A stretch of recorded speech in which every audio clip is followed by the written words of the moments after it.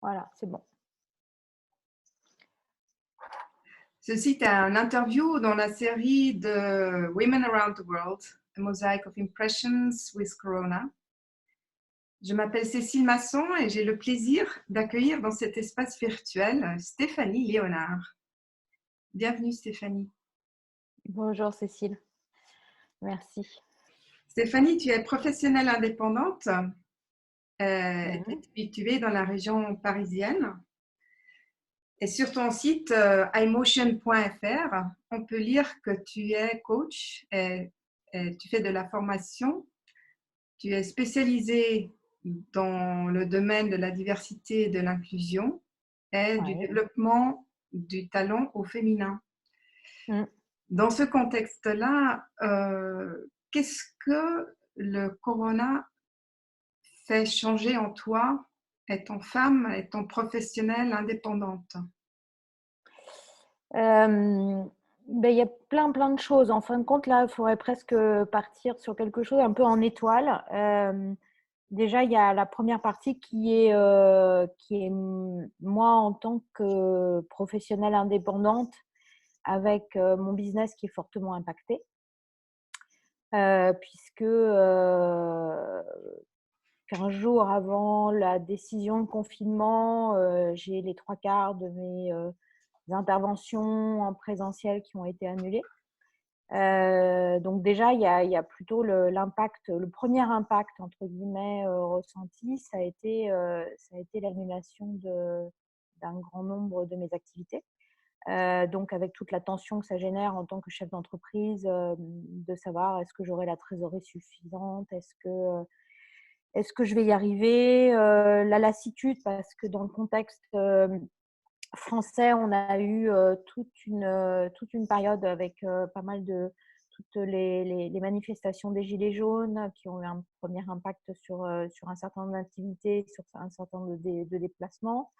Ensuite, il y a eu un deuxième impact qui ont été les grèves de décembre, qui ont aussi impacté fortement le business. Et puis maintenant, le corona. Donc, en fait, sur le coup, moi, j'ai eu un découragement, une lassitude. Voilà. Donc ça a été le premier impact. La deuxième chose, après, ça a été d'un point de vue plus familial. J'ai la chance d'avoir mes deux grands-mères, mon grand-père, mes parents. Et donc, ça a été plus l'inquiétude par rapport à la santé. J'avais une de mes grand-mères en plus qui était hospitalisée dans un hôpital dans lequel il commençait à y avoir le coronavirus, qui a été transférée en EHPAD, donc qui aujourd'hui est en EHPAD mais qui est seule parce que pas de visite et tout ça, alors que c'est le début pour elle. Et puis de ne pas pouvoir du coup l'accompagner. Enfin, je l'ai au téléphone régulièrement, mais voilà, donc ça, c'est une étape de vie pour elle qui est assez forte, puisqu'elle quitte du coup sa maison, elle va s'installer ailleurs, mais en même temps, elle commence dans un contexte compliqué. Donc ça a été le deuxième impact. Le troisième, après, ça a été vraiment très familial à la maison, c'est-à-dire un nouveau rythme de vie. Ma fille qui normalement passe son bac à la fin de l'année, donc on ne connaît pas les conditions dans lesquelles ils vont passer le bac. C'est le moment aussi de choisir toutes les options, toutes les études pour la suite et tout ça dans un contexte où on ne peut pas se déplacer, on ne peut pas aller voir les écoles, voilà. Donc ça va être c'est encore un impact. Et puis après, plus une prise de recul qui a été celle de très vite m'est apparue, notamment quand j'accompagne des femmes.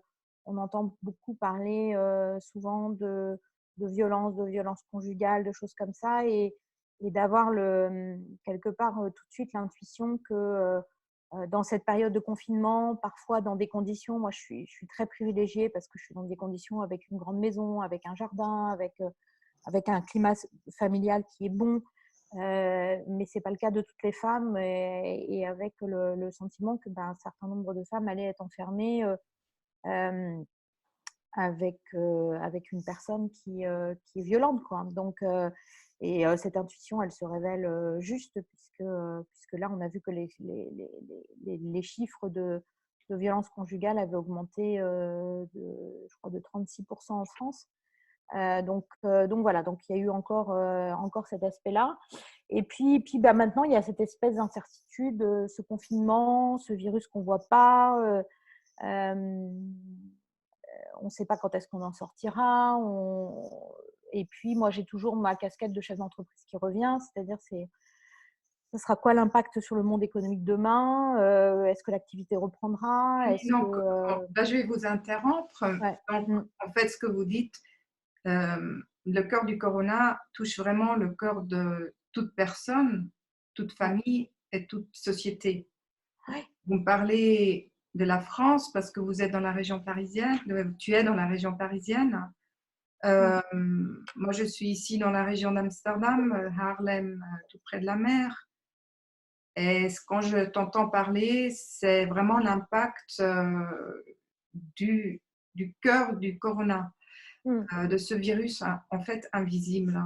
Mmh. Donc, partant de cette abstraction de ce virus qui nous touche tous, qui nous parle vraiment de la vie, mais aussi de la mort dans le quotidien, qui va changer certaines dynamiques dans notre société.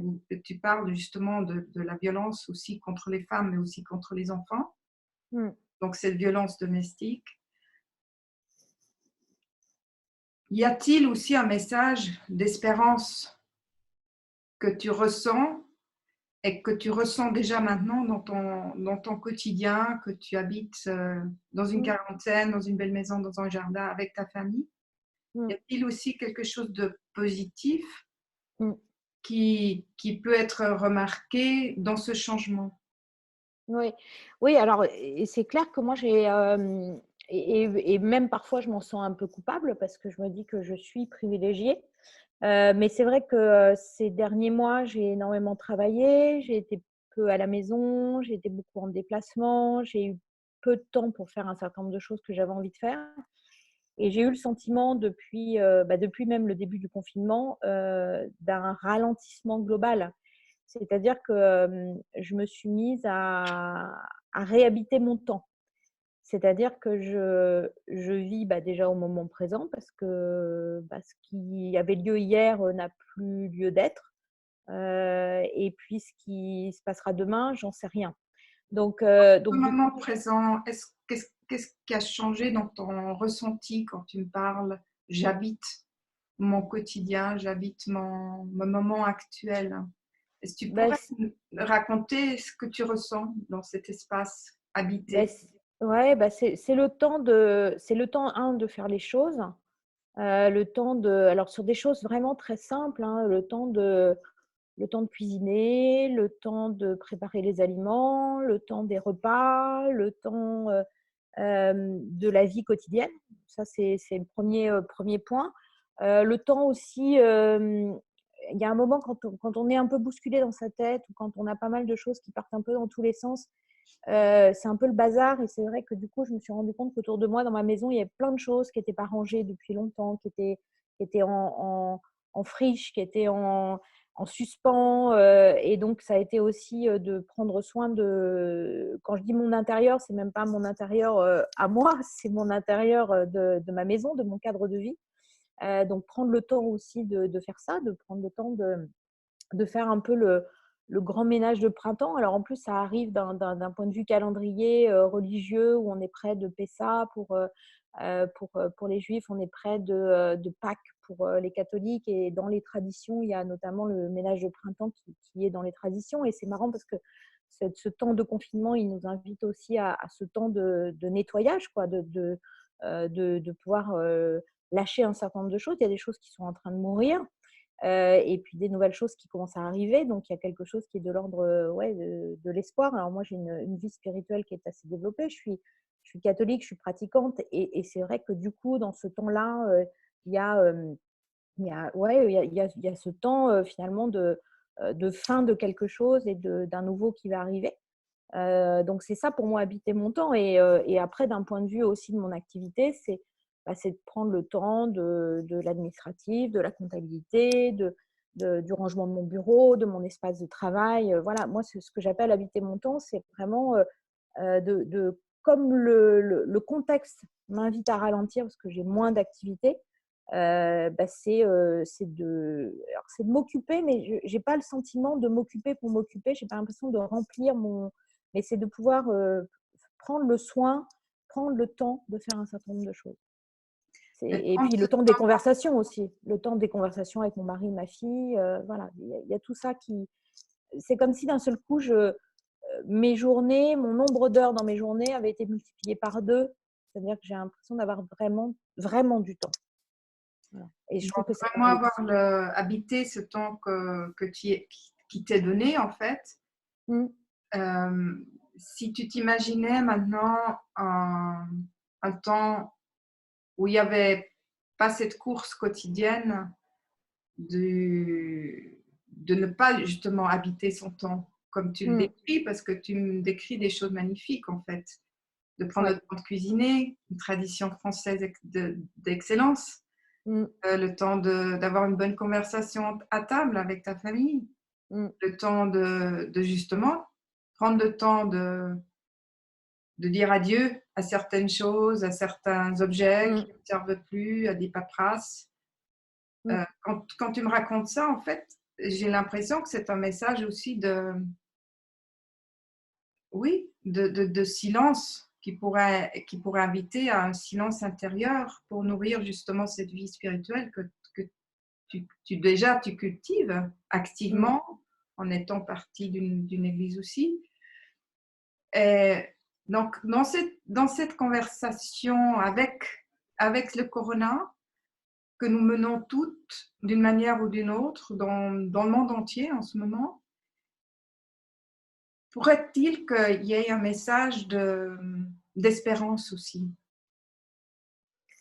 Oui, bah, alors après, moi, c'est ma «déformation» entre guillemets professionnelle, peut-être de coach et de coach systémique. C'est, c'est un moment, enfin moi, c'est comme ça que je l'interprète ou c'est comme ça que je le vois, ou c'est un moment, ce temps de ralentissement, il y a eu une énorme surchauffe, une accélération, en tout cas ressentie. Et d'un seul coup, il y a alors cette invitation qui peut être plus ou moins violente pour certains, à stopper, à revenir sur des choses essentielles, parce que les choses essentielles dont je parle, c'est prendre soin de sa maison, prendre soin de ses repas, prendre soin de son corps, parce que pareil, chose que je n'ai pas évoquée, mais c'est par exemple le temps d'une promenade une fois par jour, le temps de… il y a aussi tout ça. Donc c'est revenir sur des choses fondamentales, des choses essentielles. Euh, et, euh, et donc oui, d'un point de vue systémique, je pense que je crois qu'on a une invitation brutale à se poser, quoi, et à prendre le temps de calme, d'immobilité. Moi, ça me fait beaucoup penser à dans le programme que tu connais très bien aussi, Cécile, on est une cinquantaine de facilitatrices dans le monde à l'animer sur le programme du CIO, Coming into Your Own. On parle notamment d'un processus créatif, et la première étape de ce processus créatif, c'est cette immobilité. Et là, on a une invitation à l'immobilité, donc à rentrer dans un nouveau cadre et dans un nouveau processus créatif. Ce qui est intéressant aussi, c'est qu'il y a aussi, avant finalement de rentrer dans cette invitation, il y a aussi cette invitation à lâcher prise. C'est-à-dire tout ce qui fonctionnait avant, ou tout ce qui ne fonctionnait pas, ou tout ce qui était… quand on revient sur l'essentiel, il y a aussi cette espèce de lâcher prise, c'est-à-dire se détacher d'un certain nombre de choses qui sont plus essentielles, pour rentrer justement dans cette immobilité. Le ménage Et que voilà. tu es en train de faire dans ta maison, Ouais, mais aussi au niveau exactement, ouais. professionnel. Oui. Ouais, ouais, ouais, ouais. Donc je pense qu'il y a cette invitation globale. Et d'ailleurs, on voit les résistances. Enfin, moi, ce que j'observe, et ce qui provoque parfois chez moi beaucoup d'agacement quand je vais sur les réseaux sociaux, sur LinkedIn, sur Facebook, euh, je suis très, très agacée les temps de polémique, de vision complotiste des choses, c'est comme si, en fin de compte, on n'avait pas envie enfin, je dis «on» parce que entre guillemets, de temps en temps, moi, je peux avoir aussi peut-être ce genre de schéma mentaux, mais comme si on avait, enfin, il y a pas cette envie globale de rentrer dans quelque chose de différent. Enfin, là, on a une invitation brutale à le faire. Et il y a la persistance de vieux schémas mentaux qui continuent en fin de compte à œuvrer, comme pour nous ramener en fin de compte dans le temps d'avant. Donc, les Et schémas mentaux voilà. dont tu parles, tu pourrais en donner un exemple concret oui, pour concrétiser.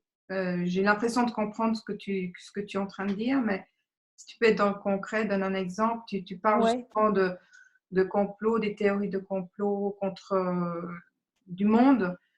Oui, bah, par exemple, nous, on a une polémique en France en ce moment sur un professeur qui est le professeur Raoult, qui parle notamment d'un traitement à la chloroquine qui serait le traitement miracle qui permettrait de guérir ou en tout cas de sortir très rapidement du Covid quand on est atteint. Bon, ce médecin est un très, très grand, éminent spécialiste, un expert, donc qui doit être entendu.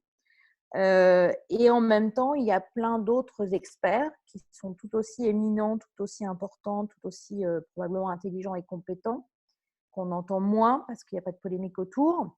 Et puis derrière, je pense qu'il y a ce biais cognitif qui est de vouloir trouver le traitement qui est la dernière chance, l'espoir. Donc, qui focalise toutes les attentions et puis finalement qui, du coup, ne remet pas en cause parce que je pense que toute démarche scientifique doit faire l'objet finalement d'une critique. Donc, est-ce que tu es en train de dire que les dynamiques qu'on observe aussi dans cette crise, justement, de trouver un remède directement dans le Mm, moment même, mm. portent aussi à accélérer certaines pratiques qui ont aussi, d'une manière ou d'une autre, créé certaines problématiques que nous vivons en général? Est-ce que c'est ça que je t'entends dire, dans le sens qu'il y a un expert qui a une polémique autour de lui, qui porte quelque Mm, chose dont nous, on parle aussi aux Pays-Bas, parce qu'il y a une entreprise tout près d'Amsterdam qui la propose aussi. mm. Donc, est-ce il y a une autre dynamique que tu es en train de décrire qui est de la nature, de trouver directement une solution avant d'aller dans le silence que nous connaissons et que nous pratiquons? Ouais, c'est ça. Je pense j'ai l'impression qu'il y a une envie oui, de rapidité. Et puis il y a un côté happy end des films entre guillemets catastrophes. Il y a une très très grande catastrophe et puis d'un seul coup il y a un sauveur qui vient sauver l'humanité et qui trouve. Donc pour moi, on est vraiment dans un raccourci. On est dans un monde qui est pour moi irréel. Le temps de l'expertise, le temps de la science, le temps de l'étude, le temps. Alors, même s'il y a des vies humaines qui sont en jeu, et bien évidemment, il faut pouvoir tester tous les produits et évidemment, peut-être que les protocoles doivent être plus courts parce qu'on est dans une situation d'urgence. Et en même temps, je trouve très pénible. Pénible, le mot est faible, hein, très agaçant et même dangereux. On va avoir tendance à ne pas écouter d'autres voix et qui sont des voies d'exploration. Là encore, je reparle de ce processus créatif où on a d'abord le temps de la recherche, de voir de ce qui est Donc, présent et voilà. Et ça, je pense justement, donc, que cette conversation que nous sommes en train d'enregistrer est dans le contexte justement Women Around the World, Mosaic of Impressions and Hope. Justement pour aussi avoir cette autre voix au féminin que nous partageons. De ce point de vue-là, dans le ralenti dans lequel que tu te retrouves, quel pourrait être un message que tu aimerais porter aux personnes qui auront peut-être envie de regarder cette interview d'ici les prochains jours, d'ici les prochaines semaines? Est-ce que tu ressens, quand tu vas dans cet espace de silence intérieur, un message où tu dis, pour les autres aussi, et à toi-même, peut-être à ta fille ou à tes proches, ce que toi, tu pourrais porter comme changement? dans cette situation? Ou est-ce que c'est trop vite? Parce que je suis en train de rechercher là. Est-ce que c'est trop vite de déjà porter une solution? Est-ce que c'est justement de rentrer dans le silence? Oui, ben voilà, moi je ne suis pas tellement dans l'invitation ni d'une solution, ni de conseils, parce que je ne vois pas qui je serais pour donner des conseils. Par contre, je pense que nous sommes invités radicalement à un temps d'intériorité, à un temps d'introspection et à un temps de réflexion et à un temps de… Peut-être on a plus le temps de lire, de développer son esprit critique, d'aller au-delà des informations qui nous sont livrées parce qu'on a plus de temps. Donc, moi, peut-être que l'invitation, en tout cas, ce que j'essaye, moi, de m'imposer, c'est que dès que je vois une vidéo, une information, quelque chose comme ça, bah, j'ai le temps de rechercher, j'ai le temps de regarder, j'ai le temps de me poser la question de savoir ce qui fait écho chez moi. Donc, je pense qu'on est dans une invitation de se développer personnellement. Je pense que ça peut être une invitation à devenir peut-être plus intelligent. Et quand je dis plus intelligent, c'est de développer une sensibilité à la fois émotionnelle, intellectuelle, en allant rechercher des informations différentes, supplémentaires. Euh, voilà, je pense que peut-être que c'est ça que j'ai envie de dire, parce que il y a des gens qui ont fait de très longues études et qui sont des très grands experts, dont c'est le métier. Et d'ailleurs, il y a une chose là, en te disant ça, Cécile, je suis en train de penser, alors pas de vouloir, je n'ai pas envie de rentrer dans une politique ni de féminisme ni quoi que ce soit, mais je trouve qu'on n'entend que des voix masculines en plus. On entend des grands professeurs, on entend beaucoup de voix masculines, on n'entend pas de voix de femmes. Donc, peut-être que, ben voilà, peut-être que ce que j'aurais envie d'entendre, c'est peut-être des expertes féminines, des expertes, des femmes qui sont aussi des grands chercheurs, qui sont aussi des expertes, peut-être qui ne rentrent pas dans le jeu de l'ego et de la course à, à la publication Ce médicale ou ce genre de choses. Dans ce Mais, contexte-là, Stéphanie, tu es une experte dans la diversité et dans l'inclusion. ouais, Tu es coach systémique. ouais. Imaginons que tu as une de ces experts qui est interviewée, qui est dans un contexte à porter un message. Mm. Quel serait le message que tu porterais?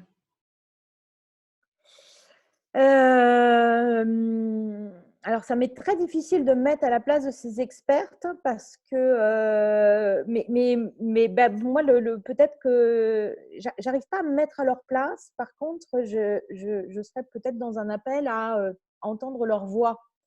C'est-à-dire que peut-être qu'elles prennent la parole. Peut-être qu'on puisse les entendre. Alors, est-ce que ça veut dire que les médias doivent leur donner la parole? C'est peut-être aussi ça. Mais ça peut peut-être qu'elles puissent prendre la parole et peut-être la solliciter, cette parole, et qu'on puisse les entendre. Après, bon, moi, je n'ai pas envie de rentrer dans une polémique de genre parce que je ne pense pas que ce soit l'objet et je n'ai pas envie de faire de polémique par rapport à ça. Mais ce serait peut-être intéressant d'avoir un équilibre de voix et d'énergie. Je vais d'ailleurs parler d'énergie masculine et féminine parce que dans beaucoup d'experts aussi qui sont interviewés, qui parfois sont des hommes, je sens aussi beaucoup d'énergie féminine dans ce qu'ils disent. Donc c'est pas une question d'homme ou de femme. Mais Donc, quand c'est même, pas une question de comment on dit en anglais, de gender. C'est une question d'énergie homme-femme. C'est ça que tu es en train de dire. ouais, oui, c'est ça. Mais après, avec le constat quand même, qui est, on ne voit pas et on n'entend pas la voix des femmes dans ce moment-là. Donc voilà, moi, je ne veux pas faire après d'interprétation en disant les hommes monopolisent la parole ou les femmes ne la prennent pas. Je pense que c'est une co-responsabilité pour le coup. Donc voilà, mais ce serait intéressant quand même d'avoir des voix féminines et d'énergie entre guillemets féminine dans ce moment-là. Notamment, en plus, il y a une chose qui me vient là comme ça de manière intuitive, c'est que on attribue souvent à l'énergie féminine la notion du care, de prendre soin. Dans un moment de maladie, je me demande dans quelle mesure le prendre soin et le care ne serait pas quand même une des choses les plus fondamentales. C'est probablement ce que toutes les équipes d'ailleurs médicales font et le personnel médical est en grande partie et en grande majorité, ce sont des femmes parce que ce sont les infirmières, ce sont les aides-soignantes. Donc voilà, donc je dirais que les femmes prennent soin en ce moment de tous nos malades, en grande majorité. Et ce serait intéressant peut-être de plus entendre leur voix. Mais bon, je pense qu'il y a aussi un pattern féminin là-dessus qui est on fait les choses, mais on les fait pas savoir. Donc, le pattern de on fait les choses, on ne le fait pas savoir, qui est agrandi en ce moment parce que, comme tu dis justement, il y a beaucoup de femmes qui sont dans le domaine du soin, que ce soit dans les hôpitaux, etc. Il y a aussi beaucoup de femmes qui sont dans le domaine de l'éducation, des petits, des Ouais. grands. Là aussi, c'est quelque chose qu'on fait. On éduque nos enfants, on les envoie à l'école, on essaie de créer. Et là, c'est aussi les hommes et les femmes qui le font. Si on regarde ces deux piliers des soins au niveau de la santé et des soins d'un futur civilisé en Europe, parce que là, on est en Europe, on est en France, on est aux Pays-Bas, on est en Europe, et qu'on dit, en fait, ces deux piliers sur lesquels on bâtit une société, est-ce que ces deux piliers auraient, comme aussi justement cette énergie plus féminine de rassembler aussi les gens et de leur ouvrir le cœur et de l'espace du dialogue, du partage, de la joie d'être ensemble, du développement. Est-ce que ce serait ça un message aussi à porter en ce moment, étant femme, étant aussi dans le domaine de la diversité et de l'inclusion, que tu aimerais accueillir pour d'autres? Oui, alors non seulement j'aimerais l'accueillir, mais en plus, quand je t'entends parler, il y a une autre chose qui me vient, c'est aussi une opportunité, par exemple, dans le quotidien domestique, de partager peut-être plus. C'est-à-dire que si les femmes, à un moment, ont occupé, par exemple, la place de l'éducation, quand à un moment, on est confiné en couple à la maison, il y a le partage des tâches ménagères, il y a le partage des tâches d'éducation, et là, peut-être d'éducation qui va encore plus loin, puisque là, c'est aussi faire l'école à la maison. Ce serait intéressant de voir d'ailleurs qui s'occupe de ça en ce moment à la maison. Et voilà, moi, je crois que dans mon foyer à moi, c'est quelque chose qui est ultra partagé, mais qui était déjà ultra partagé avant. Et en même temps, je me rends compte que quand même, il y a des choses que je fais plus que, par exemple, que mon mari, mais ça peut être aussi ça peut être un choix de ma part. Donc voilà. Mais par exemple, quand je vois la relation par rapport à notre fille et à l'aider à faire ses devoirs ou en tout cas à la dynamiser dans son processus d'études, ça, c'est quelque chose qui est très partagé. Je ne pense pas que ce soit la norme. Donc c'est peut-être aussi cette invitation aujourd'hui à redistribuer les cartes et à reposer les cartes déjà dans les dynamiques familiales et dans les dynamiques de chacun des foyers, de repartager les rôles et que chacun reprenne finalement une place, c'est-à-dire que les femmes une certaine place et les hommes une certaine place. Je pense que c'est une invitation aussi à ce rééquilibrage. Donc, tu dis justement que dans ton foyer à toi, que tu te sens privilégiée et qu'avec ton mari, vous avez bien mis en place cet équilibre dès le début de votre relation. Une femme qui n'a pas eu cette chance, qui vit dans une situation plutôt précaire financièrement et qui a peut-être aussi moins la chance de réflexion comme tu l'as eu, quel serait un message de comment pourrait-elle faire pour inviter son conjoint ou le père de ses enfants ou son partenaire à partager ce temps qui nous est donné en quarantaine en ce moment d'une manière positive, joyeuse? Comment pourrait-elle commencer ce dialogue, inviter à une ouverture? Alors, il y a quelque chose qui me gêne un peu dans ta question, c'est que j'entends qu'il faudrait que ça vienne des femmes Ah de non, redistribuer oui, les cartes. merci Stéphanie. D'accord, tout à fait.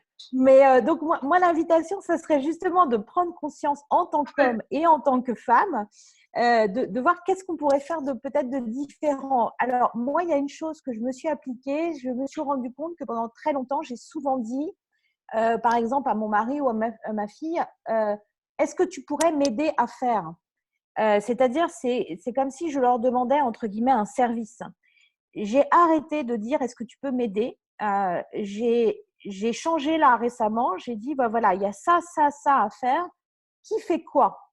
C'est-à-dire de revenir sur quelque chose qui est plus, c'est pas moi qui ai la charge et je délègue le travail et j'organise le travail. C'est il y a le ménage, il y a à faire à manger, il y a à faire les courses, il y a ça, ça, ça. Donc, en fait, apporter les faits, des choses qui doivent être réglées pour le quotidien, pour tout le monde. Oui, pour la collectivité, pour le petit Exactement. foyer que nous sommes. Et que, alors, c'est vrai que j'ai moi, mon mari, par exemple, qui fait les courses, entre guillemets, ça fait presque partie de son rôle à la maison et il le fait. Et voilà, donc ça, je dirais qu'il n'y a pas de demande. Mais c'est vrai que sur des tâches plus ménagères du quotidien, j'avais tendance à dire, est-ce que tu pourrais m'aider pour? Et j'ai arrêté de dire, est-ce que tu pourrais m'aider pour? J'ai dit, tiens, il y a ça, ça, ça à faire, qui fait quoi? Donc, alors peut-être que j'ai du coup impulsé le fait d'organiser, mais déjà dans mon langage, de ne pas dire est-ce que tu peux m'aider comme si c'était moi qui avais la charge, je pense que déjà ça change un peu les choses. Oui. Et peut-être aussi quand mon mari me voit sortir effectivement un aspirateur, un truc, lui de me dire est-ce que ça te va si je fais ça, ça, ça et ça? Et c'est ce qui s'est produit à la maison. Et bien ça, c'était super. C'est-à-dire que de pas moi avoir à demander et que les choses se fassent. Donc je pense que c'est la responsabilité des femmes de se dire c'est pas moi qui ai la charge d'eux et donc je demande à ce que ce soit fait comme je souhaite, comme je veux et c'est moi qui dispatche les choses. Mais aussi d'avoir les hommes qui, à un moment, se disent ah bah tiens, qu'est-ce que moi je peux faire? C'est quoi mon rôle? Donc, en quoi on peut partager ces tâches-là? Donc, je pense que c'est vraiment de revenir sur un pied d'égalité, c'est-à-dire que les deux prennent conscience de rôle. Et quand je dis ça, là, je me dis que je suis quand même dans une norme où je parlerais de couple en plus hétérosexuel avec un homme et une femme. Et, euh, et je pense que c'est intéressant aussi de voir les dynamiques féminines et masculines d'organisation d'un foyer, même quand on est du même sexe dans un couple. Donc, c'est intéressant aussi parce que je sais que j'ai déjà échangé avec des amis homosexuels, hommes ou femmes, pour voir s'il y avait cette dynamique justement de couple.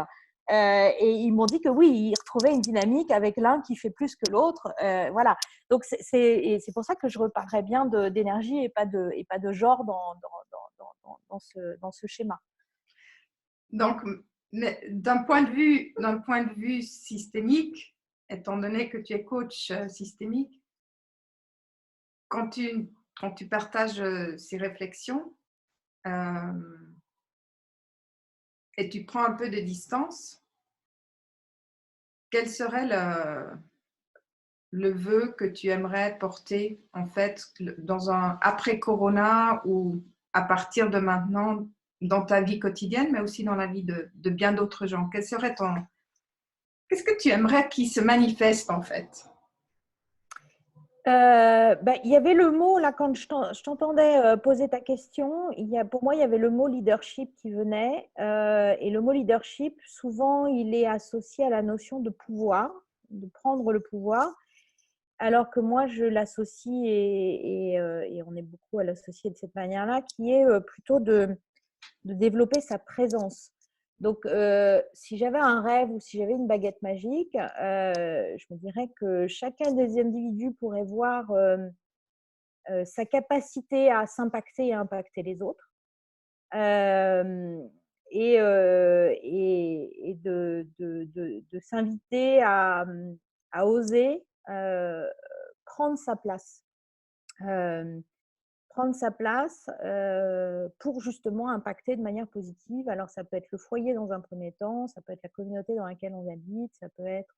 Voilà, c'est cette notion de prendre sa place et de donner sa toute-puissance, mais pas du tout dans une vision égocentrique ou une vision de pouvoir, mais voilà, comment je peux impacter comment je peux avoir un rôle positif dans ma famille, comment je peux avoir un rôle positif. Voilà, c'est de, ouais, peut-être une invitation à redistribuer les cartes à un niveau tout petit au début local du foyer et de la maison confinée pour après se dire, bah, voilà, quand je retourne au travail, bah, je prends ma pleine place. Quand je vais retourner dans ma communauté, je ne suis pas religieuse, je prends ma pleine place. Ma communauté, ma ville, je prends ma pleine place. Et la notion de responsabilité, donc c'est prendre sa place, c'est aussi avoir du pouvoir et donc des responsabilités. Merci Stéphanie pour cette conversation Merci beaucoup. d'inspiration, cette conversation d'échange net et authentique. Et je me réjouis de continuer cette conversation à un autre moment et d'approfondir ce discours. Merci. Merci beaucoup, Cécile.